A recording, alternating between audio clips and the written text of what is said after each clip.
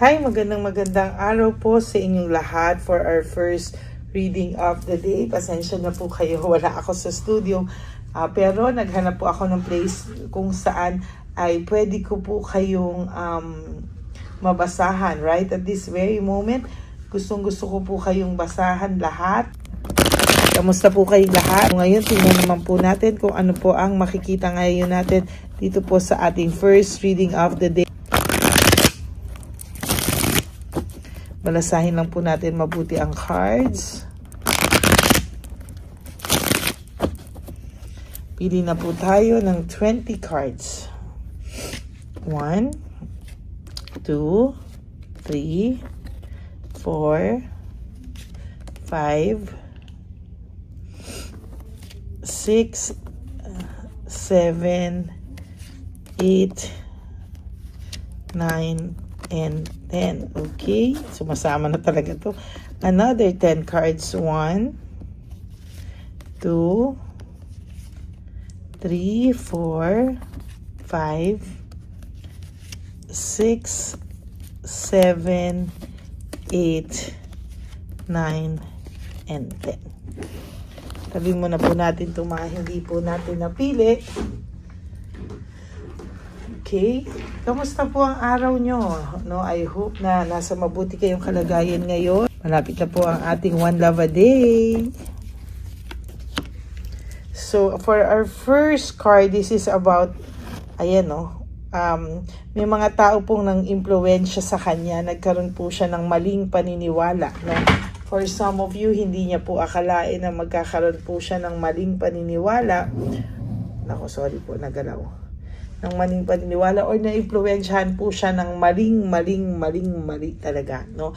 So ngayon po para po siyang tinamaan ang lintik, para po talaga siyang ng lamig, nang nalaman niya po ngayon or nare-realize niya po ngayon, pumapasok ka po sa isipan ng taong ito, no? Ngayon po parang gusto nitong leaving everything behind, magpahinga, parang ang dami niya pong napapagod po siya, no? Talagang gusto niya po ngayon ng peace of mind, magpahinga muna, tumahimik, no? Siguro itong taong to ay naging masakit magsalita sa iyo, no? Ngayon mas pinipili niyang manahimik sa ngayon, patahimik siya sa ngayon because marami po siyang nare-realize and marami pong nagsisink in sa kanya itong mga huling araw sa buhay niya, para po siyang nananahimik. He's just going with the flow. Para pong marami siyang nasabing masasakit sa'yo at para pong na-realize niya na parang umover yata siya sa'yo, no? Ayan po, no? No right choice. Alam niya po, confused siya, no? Bakit? Kasi parang hindi daw tama yung mga pinili niya sa buhay. Parang hindi daw tama yung mga nangyari sa inyo, no? Parang maling-mali daw yung mga nagawa niya sa'yo, pero somehow nakukonsensya to, pero medyo I have to admit, talaga pong matigas ang buto nito, matigas ang puso nito. Parang sa kanya po, nahihirapan siyang tanggapin na, ayan no, hindi niya po sukat akalain na mangyayari sa inyo ang mga bagay na to, no? Naging careless po siya sa mga paggawa ng mga desisyon sa buhay. Naging bara-bara po ang mga desisyon niya sa buhay, and as a matter of fact, hindi niya po akalain na ito po ay babalik sa kanya o ito po ay babalikan siya ng anino ng kahapon, ano? May isang tao pong selos na selos sa'yo right at this very moment. Alam niya na ang person mo ay iniisip ka, no? For some of you naman na hiwalay na o wala ng third party, maybe siya mismo ay nagsiselos sa buhay na meron ka. No, meron ka talaga ngayon. Ang dami niya pong failure, no? Yung buhay niya po is going nowhere, no? Parang pawala po yung buhay doon ng direksyon, ng pawala ng direksyon. Buti na lang po, kahit papano ay nalilid mo pa siya in whatever. Siguro naiisip ka niya, kaya nalilid pa siya sa direksyon, no? Pero kung talagang wala ka na po sa buhay to, hindi ka na po niya naiisip, baka, no? Baka hindi na po talaga maayos ang buhay nito kung wala ka talaga, no? Yung sa mga tao po lagi po itong nagka-clash ng interest, no? Lagi po itong may mga taong nilalapitan, hinihiraman, or may mga tao po itong iniistorbo, no? Pero alam mo, for some reason, ngayon po talaga, hindi po ito pinapagbigyan, or wala po talaga siyang nakakausap na parang pagbibigyan yung mga hiling niya, gusto niya, favors niya. Parang lahat po tinatabla siya ngayon, to be honest with you. Nakakaramdam po siya ng loss, grief, self-pity. Parang naisip niya ba ano nangyari sa buhay niya, bakit nagkaganito yung buhay niya. Hindi niya po in-expect, no, somehow na magiging ganyan yung buhay niya. Magulo yung buhay niya, and yung direction niya parang nawala. Totally, parang naano siya no, na diskaril parang sa buhay, no? Parang kung kailan siya nagkakaedad, kung kailan siya tumatanda, parang wala raw pinapupuntahan yung buhay niya. And somehow talagang sasabihin ko sa iyo, diskaril po ang buhay nito sa ngayon.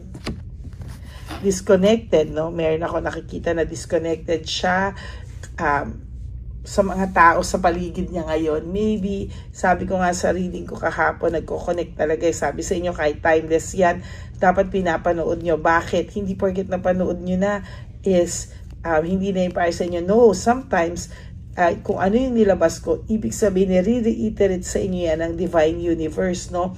Na parang sa araw na to, akmang-akma sa itong reading na ito. Kaya dapat na mapapanood mo pa rin po yun, kasi may mapupulot at may mapupulot ka po doon, ano? Ayan, no, parang feeling niya kasi panalo siya nung una, no? Feeling niya very confident actually, no? Pero hindi pala, no? Parang palabas niya talaga na siya ay very confident, pero disconnected siya sa lahat, no? And nagsiself-pity nga ito, maliit ang tingin niya ngayon sa sarili niya, no? Ikaw naman ay may reward na parating na hindi mo po inaasahan. Meron sa iyong mangyayari or may reward sa iyo. Sometimes may nagkakagusto sa iyo na hindi mo alam na ito pala ay isang reward na sa iyo, no? At hindi mo ine-expect, no? So, nakikita ko maraming magandang mangyayari sa iyo sa mga susunod na araw. Kaya lang close ka, no? Parang nakatuon lang yung pansin mo sa kanya. To be honest with you, sometimes you have to open up your eyes, open up for some situation na hindi mo inaakala. For some of you, baka meron nagkakagusto sa'yo, pero hindi mo binibigyan ng attention kasi nakafocus ka lang dito, no? And mag-slip away lang yan sa'yo. Oh. Etong taong to, yung person mo na iniisip na yan, is malakas ang impact sa'yo, no? Hindi ka pa nagmahal ng ganito, parang hindi pa nga, for some of you, may hiwalay, no? Itong taong to ay hindi mo asawa, for some of you, pero yung impact nito sa'yo ay mabigat. Yung impact nito sa'yo talaga is sobrang bigat, na sobrang lala, sobrang lalim, yun ang ibig kong sabihin, ano? Yun yung datingan ng taong ito sa'yo, sa totoo lang, no? Mini-maintain mo lang yung control mo sa mga bagay-bagay, but the truth is, nahihirapan ka din dito sa taong to. Parang, hindi mo alam bakit ganito kalalim yung nararamdaman mo sa taong to. Ang sakit niya sa ulo, no? Pero mahal mo mahal mo siya kahit sobrang sakit niya sa ulo. Parang feeling mo, karma mo to. Feeling mo, ang bigat niya sa buhay mo. Pero mahal mo siya, no? Pinipilit mong kahit na makasira minsan sa'yo, distraction sa'yo minsan, pero mahal mo, no? Ang sarap mong dukdukan dahil minsan sakit ka na, pero sasabihin mo lang, mahal ko pero alam mo, naiintindihan kita, no? Kaya may mga bagay na ang dami nagsabi, tama na, ang sarap mong dukdukan, gusto ka na raw nila iuntog, sabi ng mga kaibigan mo, ang sarap mong dukdukan, ang sarap mong iuntog, pero alam mo, puso kasi yan no? You can never hindi mo pwedeng madidiktahan ng puso. Naniniwala po ako doon, na hindi mo madidiktahan ng puso, but you can love yourself more than anybody, no? Kailangan mahalin mo raw muna po yung sarili mo bago po ang ibang tao, no? Ayan, no? Magre-reach out sa ito. Hindi ka nito kakayanin mawala totally. Hindi ka niya kayang umalis sa buhay niya totally, no? Hindi mabubuang tong taong to, maghihirap tong taong to talaga. Sa ngayon alam niya yung weakness mo na mamanipulate ka niya no? Pero alam mo, tiisin mo tong taong to, no? Sometimes kailangan mo tiisin. Kung mawala, mawala. Bakit? Kasi you have to know your value, you have to know your worth, no? Hindi pwedeng ganyan, ano? At talagang hayaan mo na siya yung humabol sa iyo at hindi ikaw ang hahabol, because hindi niya lalo maiisip yung value mo, yung worth mo kung ganyan, ano? Sinasabi ko sa iyo, you have to maintain your control, no? Balansihin mo daw yung mga bagay-bagay. Hindi pwede na umiikot lang ang mundo mo sa kanya tapos ikaw yung nasasaktan, ano? Kailangan mo raw ng beginning and fresh start sa sarili mo, no? Kailangan mo raw alamin kung ano raw talaga yung nararamdaman mo, no? Baka ito ay empath ka lang kasi, baka ito ay, alam mo yon, yung bang gusto mo lang kasi ng kasama, pero ito ay nagiging burden na sa'yo, responsibilidad na malaki na dapat sarili mo muna yung iyong iniisip, iniintindi, minamahal. Itong taong to ay burden sa'yo, isang malaking responsibilidad na dumagdag sa'yo. Pero alam mo yon, sometimes kailangan mo malaman kung pagmamahal pa ba to o longingness na lang. Pagmamahal pa ba to o nasanay ka na lang, no? Yan po ang inyong tanong na gusto kong iwanan sa iyo ngayong umaga na to sa ating first reading of the day. Kung may darating sa iyo na magmamahal sa iyo at higit na maaalagaan ka, would you still choose this person na burden na lang sa iyo, na isang malaking responsibilidad na dapat ay sarili mo muna ang iniisip mo, maging masaya ka? Yan po ang mga tanong na gusto kong pag-isipan mo dito sa ating first reading of the day. Okay? Okay, gusto ko yan malaman sa comment section. Sagutin niyo po ako sa comment section ng mga tanong ko ay pwede mong sagutin through our comment section. Okay, that is your first reading of the day. I hope na naka-resonate kayo. And if you do, can you please give me a like and comment down below para alam ko po yung sagot nyo sa aking mga tanong. And for those of you who would like to have a private reading with me, you can message me po at Lady Lee Elena. That's Ladyly Elena. Nasa dulo po yan na ating video. Diyan nyo lang po ako makukontakt. That is my only official and legit FB and Messenger account. Thank you po for not skipping ads. For those of you who would like to give me a super thanks for this video, I would really appreciate that from the bottom of my heart. And for those of you who would like to donate for our One Love a Day, you may directly message me at Lady Lee Elena. Maraming salamat po from the bottom of my heart. At ang lagi ko rin pong payo sa inyo, sa aking mga ever loyal, solid, and faithful na Lady Elena family, is that I love you all from the bottom of my heart. Mahal na mahal ko po kayong lahat. And always prioritize yourself. Always forgive yourself. And always choose to love yourself. Mahalin niyo po ang sarili niyo, because self-love is still the best love of all. And you also have to realize that life is so short. Don't make it shorter by stressing yourself from all the pains and heartaches na binigay sa inyo na kahapon. Just surrender everything to the divine universe and just let go and let God write your life and love story. Ako po ay magbabalik for another set of reading for our second reading of the day. Huwag po kayong malungkot ha, babalik po ako para sa ating second reading of the day. For the meantime, sana po mapanood nyo lahat ng episodes, even the timeless favorites, timeless readings, panoorin nyo po lahat yan, because yan po ay nakaakmang mapanood mo. God bless you all, and I love you all from the bottom of my heart. Bye!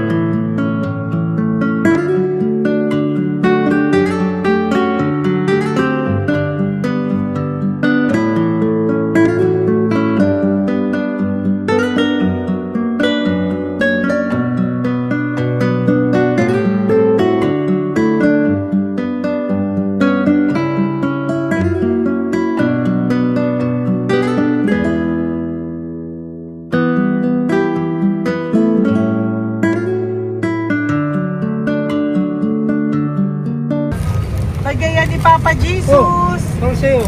Ito pa no. Go ahead. Pera. Wala na, that's it? Ito po pera. Ito pa pera, oh.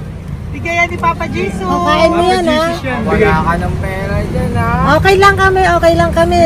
Para sa iyo yan, para sa iyo. Naman yan ang isip niya. Pagkain mo yan, ha? Saan ka pa? Bye-bye. Yung pagkain mo kunin. Nga po ito. Bakit? Lagay mo lang po dito. Pwede po. Taga po, may bibigay lang po kami sa'yo. Bigay po ni Papa Jesus. Yan, para po sa'yo yan. Ingat po.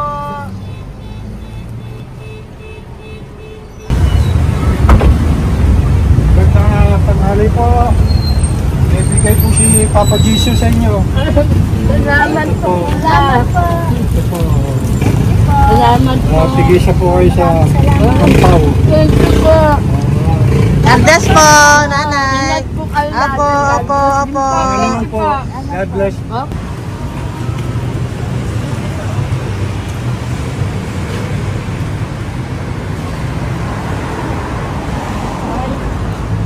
Bigay po ni Papa Jesus sa inyo.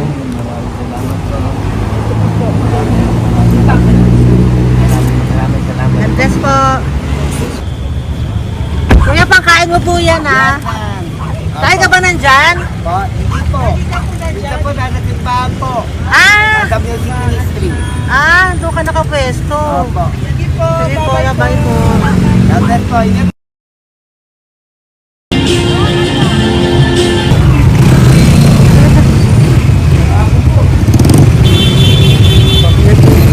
Papa Jesus.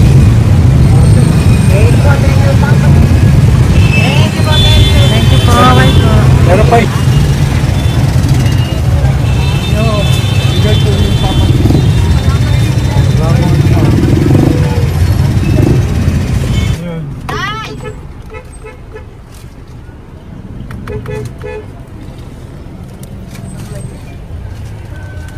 Yun. Tay, para sa iyo po, bigay po ni Papa Jesus. Papa Jesus. Tay, bye-bye. God bless po, God bless.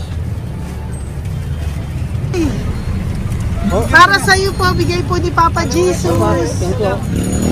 Ayan po, bigay po yan sa iyo ni Papa Jesus. Thank you po. Amen.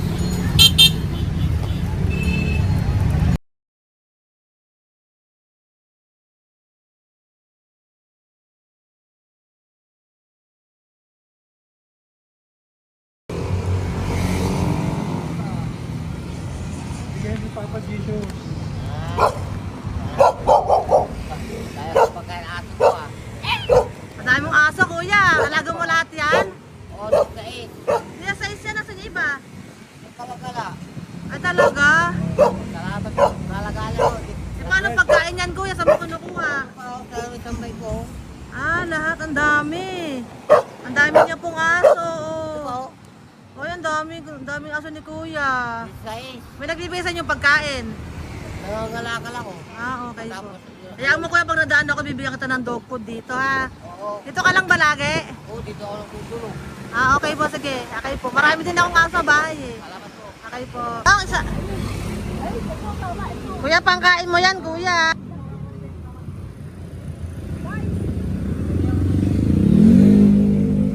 Nangangalakal ka, kuya? Sige po, thank you po. Maraming salamat, ma'am. May pagkain ka, nanay. Sa hirap ng buhay ngayon. Ba't nandito ka, nay?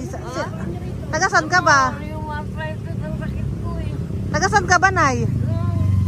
Sa plado eh. Sa Pladway. Oo. Okay po.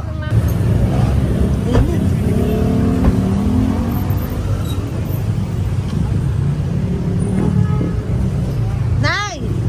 Bibigay ako sa'yo. Natandaan mo na ako. Ito. Ako po. Si tatay. Si tatay. Thank you, Nay. Habay po.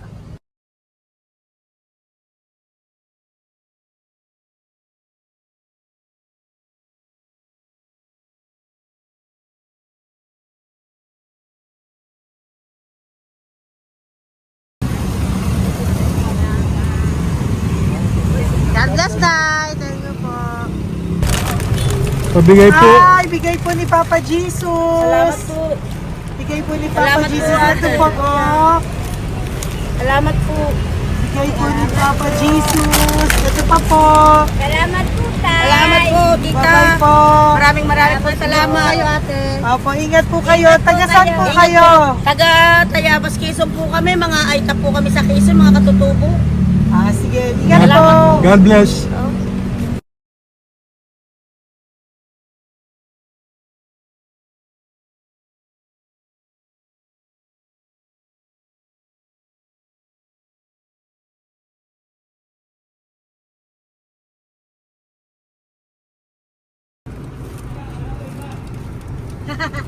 Tay, Tinatawag niya bigay po ni Papa Jesus. Thank you po. Ayan po. Sobrang Ang sipag mo naman, Tay. sipag niyo naman po. Kanina po kasi, taglagas ngayon, taglagas. O, pang merienda niyo po yan, Sige po, ha? salamat po sa inyo. Tapos yung road bags po, Kala ko uwi sino niyo po. binubusinahan niya eh. Sige Thank po, you na bye-bye po. Thank you po, salamat po, bye-bye.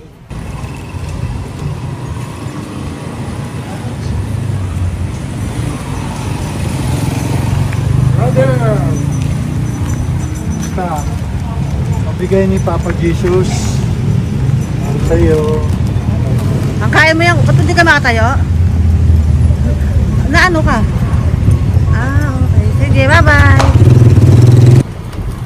Hello po. Tama. Para sa inyo po, bigay ni Papa Jesus. Thank you very much. Sige po, bye-bye po. God bless you. Tay, magandang hapon po. Bigay po ni Papa Jesus. Ito pa po, Tay. Para sa inyo po. Bye-bye po.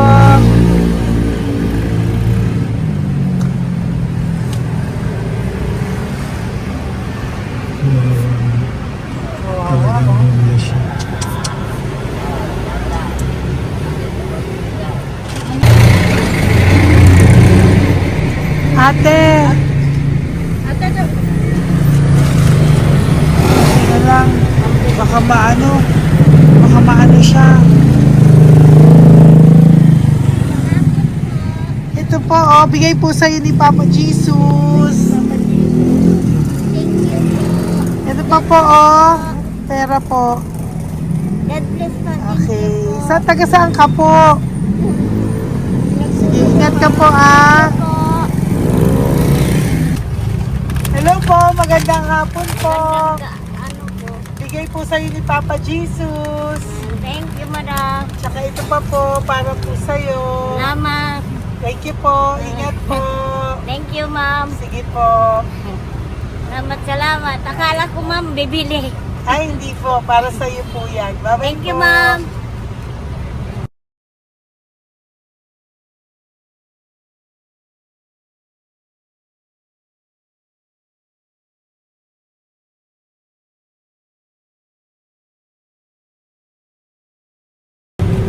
Tay. Hirap na hirap. Bibigay po ako ng uso. Hirap Dito siya. po tayo, dito sa kabila. Hindi mo siya lies pa yan. Kawawa naman. Tay, magandang araw po. Oh, Lord. Bigay po ni Papa Jesus. Ito po, ano yung pangdagdag po. Pagdagdag po, bigay po ni Papa Jesus. Thank you po. Thank you po, Kawawa naman. Diyos ko, hindi na siya makaano po. Ano? Dapat may tatawagin lahat. Ano kami yun, nanginginig ko lang. Siyempre, ang bigat niyan.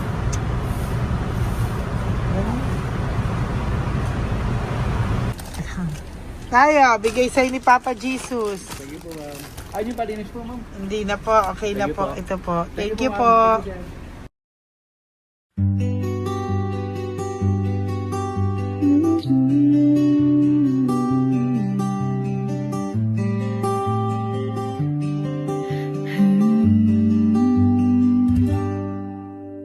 Nasa panahon ako ng kalungkutan, panahon na hindi ko alam ang gagawin.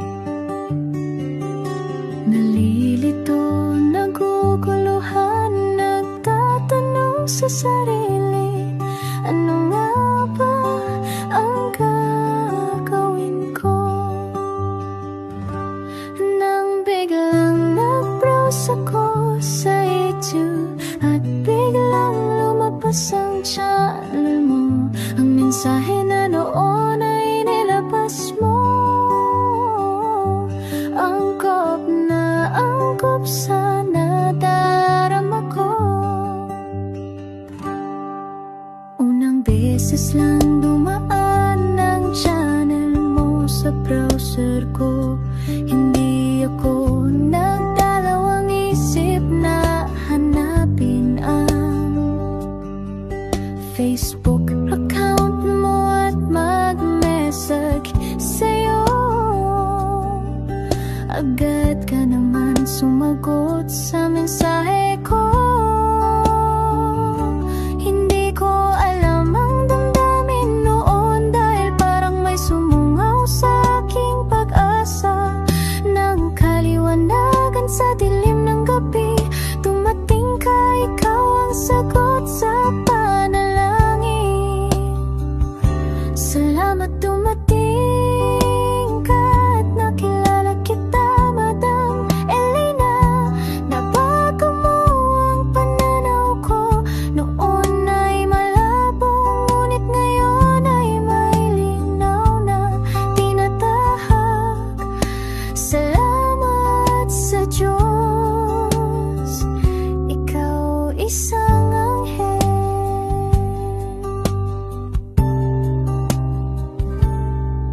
na inihulog sa lupa upang kami ay tulungan na magkaroon ng linaw sa buhay. Pinadaan sa'yo ang mensahe na naisip